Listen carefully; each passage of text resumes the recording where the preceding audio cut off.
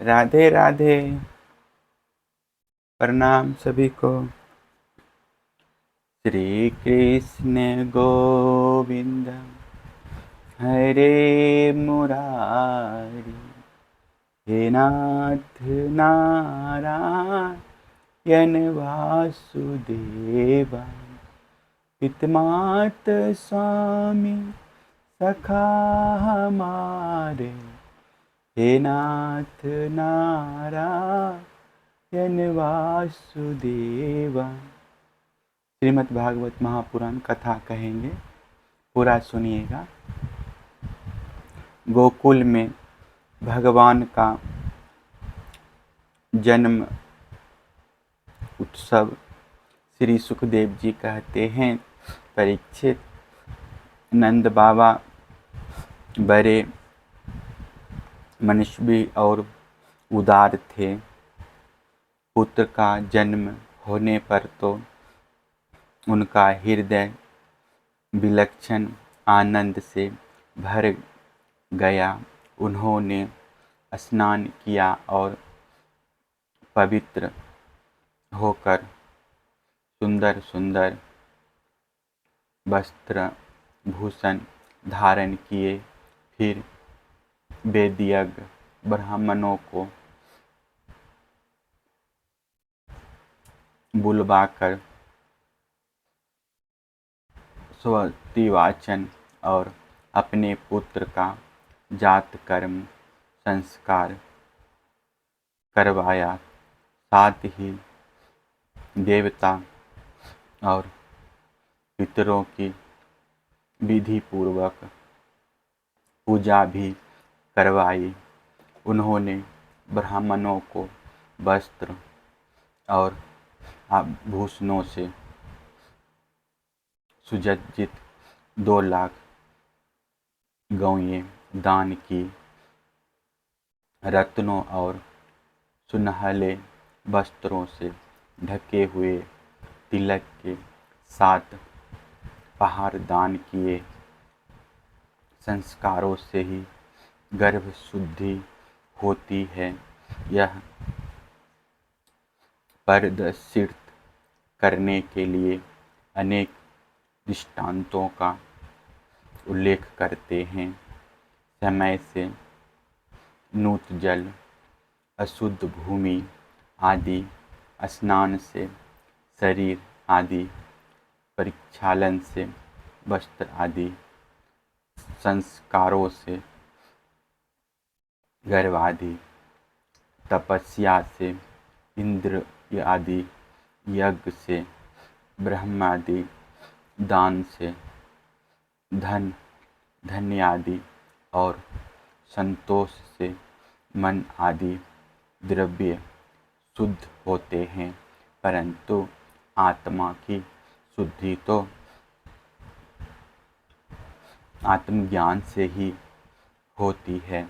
उस समय ब्राह्मण, सूत, मागध और बंदीजन मंगलमय आशीर्वाद देने तथा स्तुति करने लगे। गायक गाने लगे, भैरी और दुंदुभियाँ बार बार बजने लगी। ब्रजमंडल के सभी घरों के द्वार, आंगन और भीतरी भाग झाड़ बुहार दिए गए। उनमें सुगंधित जल का छिड़काव किया गया। उन्हें चित्र विचित्र ध्वजा, पताका, पुष्पों की मालाओं, रंग बिरंगे वस्त्र और पल्लवों की बंधनवारों से सजाया गया। गाय, बैल और बछड़ों के अंग में हल्दी तेल का लेप कर दिया गया और उन्हें गेरू आदि रंगीन धातुएं, मोर पंख फूलों के हार, तरह तरह के सुंदर वस्त्र और सोने की जंजीरों से सजा दिया गया। परीक्षित सभी ग्वाल, बहुमूल्य वस्त्र, गहने, अंगरखे और पगड़ियों से सुसज्जित होकर और अपने हाथों में भेंट की बहुत सी सामग्रियां ले लेकर नंद बाबा के घर आए। यशोदा जी के पुत्र हुआ है, यह सुनकर गोपियों को भी बड़ा आनंद हुआ। उन्होंने सुंदर सुंदर वस्त्र, आभूषण और अंजन आदि से अपना श्रृंगार किया।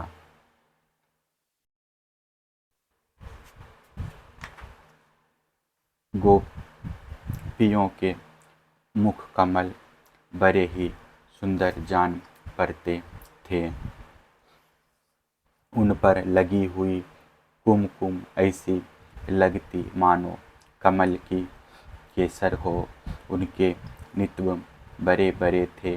वे भेंट की सामग्री ले लेकर जल्दी जल्दी यशोदा जी के पास चली। उस समय उनके पयोधर हिल रहे थे। गोपियों के कानों में चमकती हुई मणियों के कुंडल झिलमिला रहे थे। गले में सोने के हार, हेकल या हुमेल जगमगा रहे थे। वे बड़े सुंदर सुंदर रंग बिरंगे वस्त्र पहने हुए थी। मार्ग में उनकी चोटियों में गूंथे हुए फूल बरसते जा रहे थे। हाथों में जराऊ कंगन अलग ही चमक रहे थे। उनके कानों के कुंडल, पयोधर और हार हिलते जाते थे। इस प्रकार नंद बाबा के घर जाते समय उनकी शोभा बड़ी अनूठी जान पड़ती थी। नंद बाबा के घर जाकर वे नवजात शिशु को आशीर्वाद देती, यह चिरंजीवी हो, भगवान इसकी रक्षा करो, और लोगों पर हल्दी तेल से मिला हुआ पानी छिड़क कर देती तथा ऊंचे स्वर से मंगलगान करती थी। भगवान श्री कृष्ण समस्त जगत के एकमात्र स्वामी हैं। उनके ऐश्वर्य, माधुर्य, वात्सल्य सभी अनंत हैं। वे जब नंद बाबा के ब्रज में प्रकट हुए, उस समय उनके जन्म का महान उत्सव मनाया गया।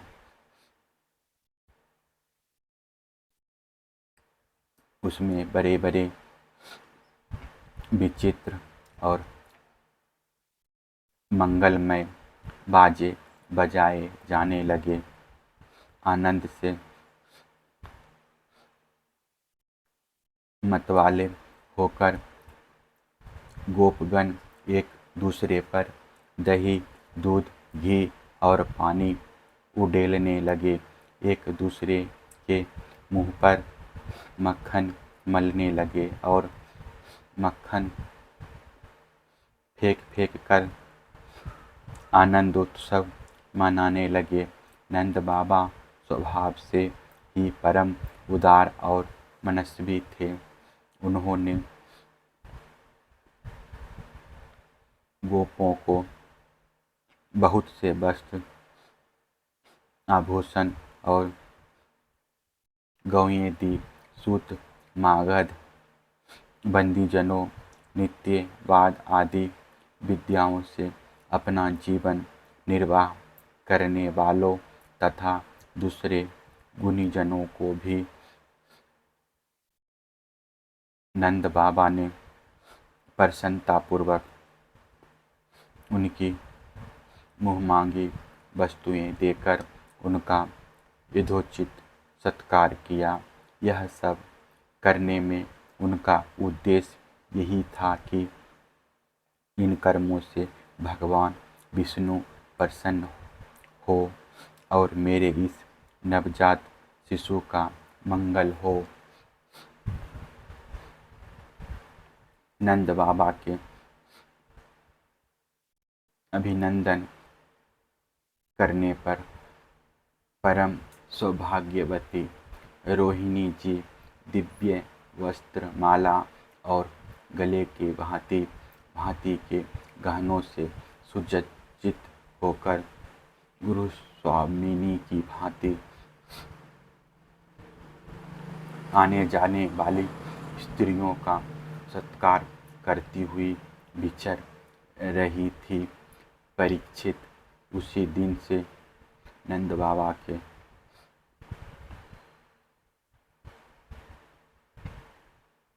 ब्रज में सब प्रकार की रिद्धि सिद्धियां उठखेलियां करने लगी और भगवान श्री कृष्ण के निवास तथा अपने स्वाभाविक गुणों के कारण वह लक्ष्मी जी का क्रीड़ास्थल बन गया। परीक्षित कुछ दिनों के बाद नंद बाबा ने गोकुल की रक्षा का भार तो दूसरे गोपों को सौंप दिया और वे स्वयं कंस का वार्षिक कर चुकाने के लिए मथुरा चले गए। जब वसुदेव जी को यह मालूम हुआ कि हमारे भाई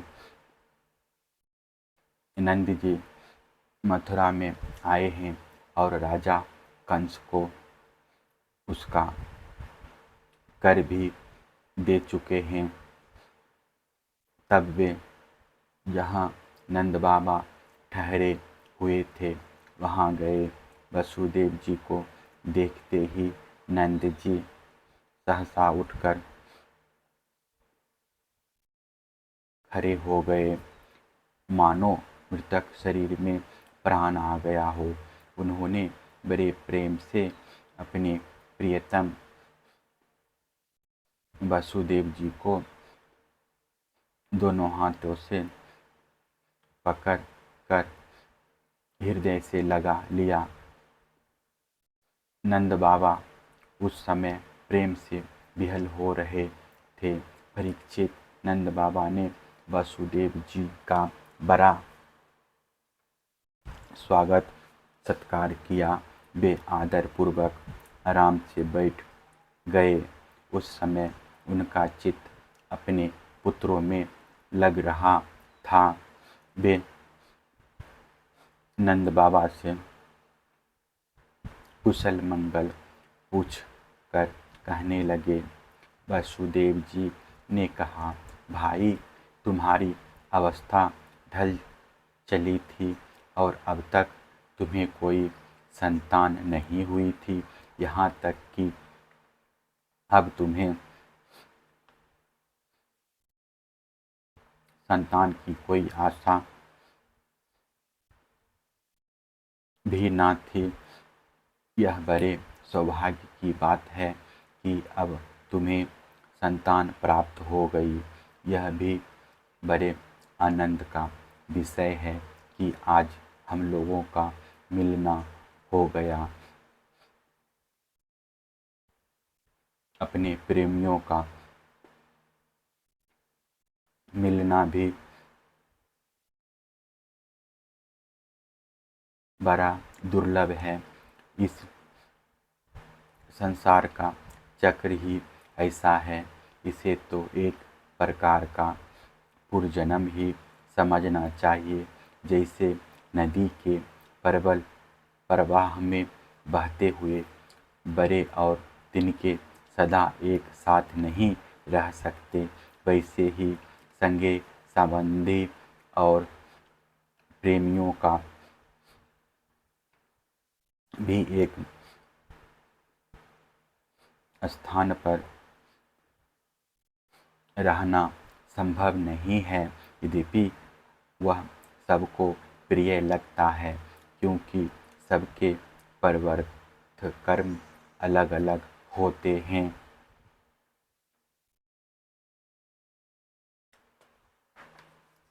आजकल तुम जिस महावन में अपने भाई बंधु और स्वजनों के साथ रहते हो, उसमें जल घास और लता पतती तो भरे पूरे है ना।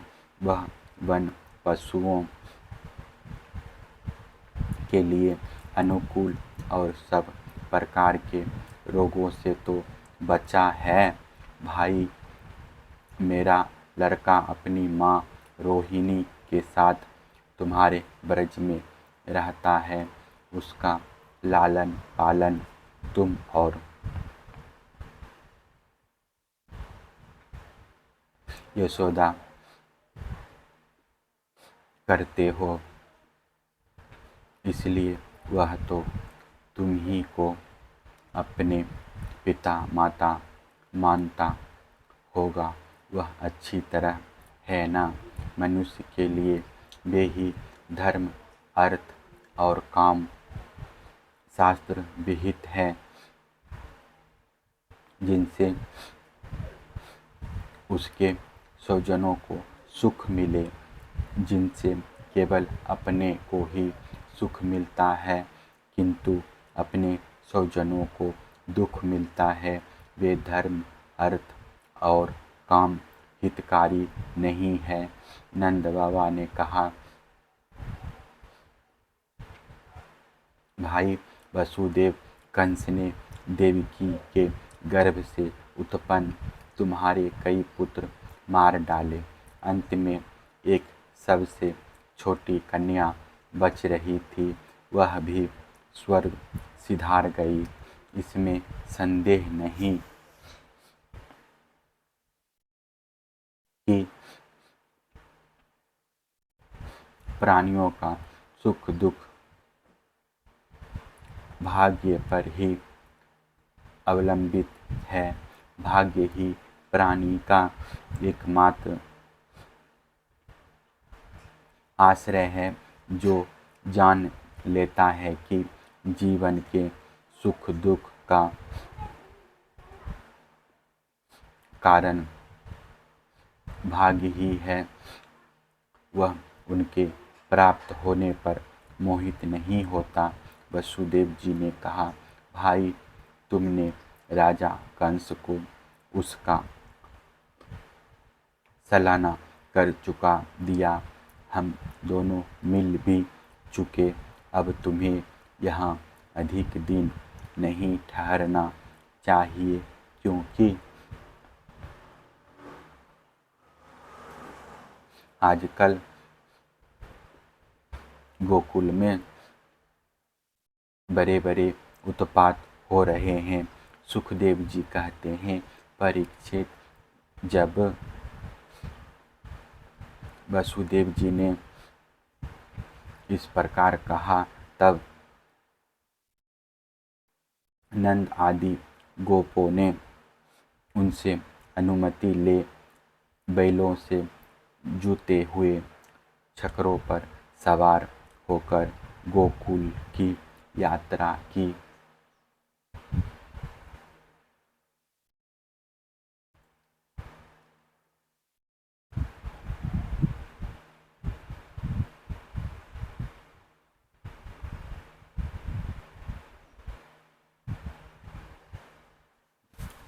फिर दूसरा कथा में मिलेंगे। चैनल को सब्सक्राइब शेयर ज़रूर कर दीजिएगा।